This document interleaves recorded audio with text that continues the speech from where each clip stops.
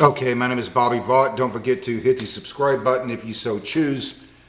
In the description below, I'll put a link to lesson 1 of a series that I've done, Everything You Need to Know to Understand Investing. So if you're interested, you go to the link in the description, the link to lesson 1, and then each lesson has a link in the description to the next one. So lesson 1 has a link in the description to lesson 2, which has a link to lesson 3, and so on and so forth. We're up to 17 lessons now. If you're interested, you will understand investing better than 99.9% of the people out there. Today's presentation, however, is not about that. Two different parts to this channel. There's the investing side, and then there's the, I also do a lot of political, sociological, economics commentary, that kind of thing, which is today. We're talking about Ukraine again. So on the whole of it, all things considered, just trying to examine everything, I thought today's meeting between President Trump, it wasn't just President Trump, it was several European leaders.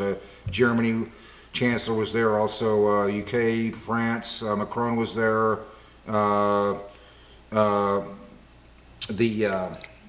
NATO leader, and a couple other people were there. So the meeting between President Trump, several European leaders, including Zelensky, was there.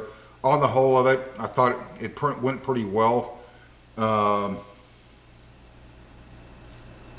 However, there's a little part of this that's just really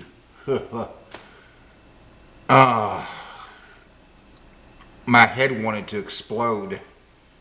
I mean, I was just wanting to strangle this guy, Peter Doocy from Fox News. Unbelievable. So I'm going to take a listen to this and make some comments on it, okay?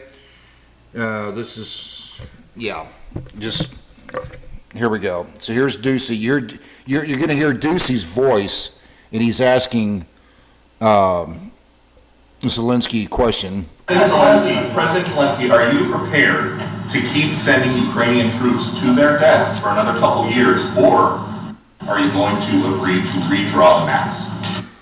Are you prepared to keep sending Ukrainian troops to their deaths for the next couple of years, or are you prepared to redraw the map? I'm pretty sure.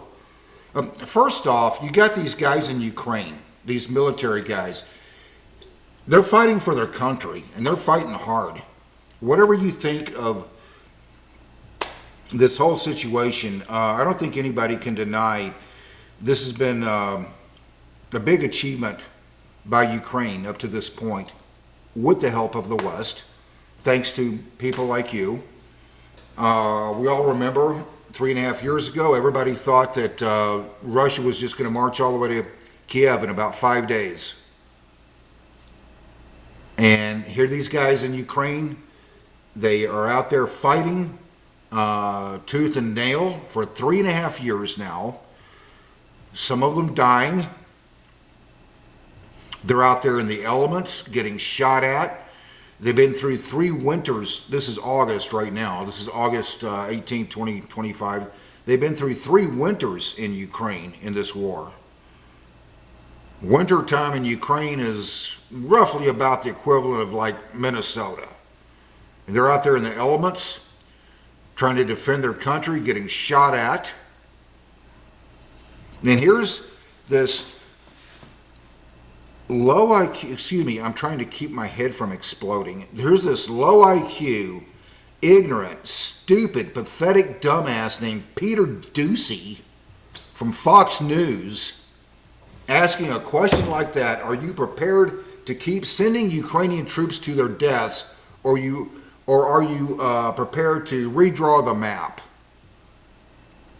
In a total poor taste question, number one, all things considered. I'm pretty sure on a simple first grade level, so even the low IQ, ignorant, pathetic dumbass like Peter Doocy can understand, I'm pretty sure if the United States experienced a foreign military invasion on U.S. soil, I'm pretty sure we wouldn't just go, yeah,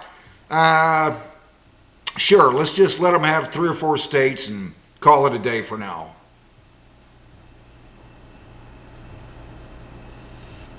I mean, unfreaking believable. I want you to look at how Zelensky handles this. Zelensky could not afford to just blow up. Okay, he knows he can't do that. That would not be good. So he has to try to keep his cool, despite having to take a low IQ, ignorant, pathetic, dumbass question from a guy like Peter Doocy, whose brain on the edge of a razor blade would resemble a pea rolling down a 6-lane highway. So here's Zelensky. He's having to field this question. I'm sure deep down he was burning, considering everything his country is going through. But he takes a deep breath. He knows he can't blow up like I am right now. And good for him. This took a lot to be able to keep his cool. Thank you. Look at his facial expression right there, though. Look real closely at his facial expression as soon as he gets the question. Thank you for Yeah, he's like, "Are you kidding me?" your question. So, first of all, we live under each day attacks. You know that today have been a lot of attacks and a lot of wounded people, and the child was dead, small one year and a half. So we need to stop this war, to stop Russia, and we need support, American and European partners. And we will do our best for this. So, and I think we show that we are strong people, and we supported the idea of the United States, of personally of President Trump, to stop this war, to make a diplomatic way of finishing this war, and we are ready for trilateral, as President said. This is a good signal about trilateral. I think this is very good. Thank you. Mr. President. Yeah, exactly.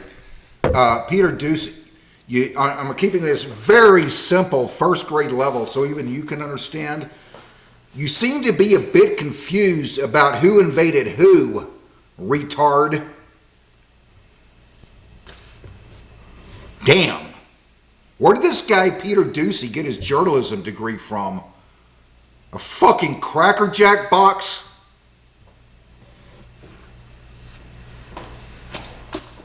Unfreaking believable. Wow.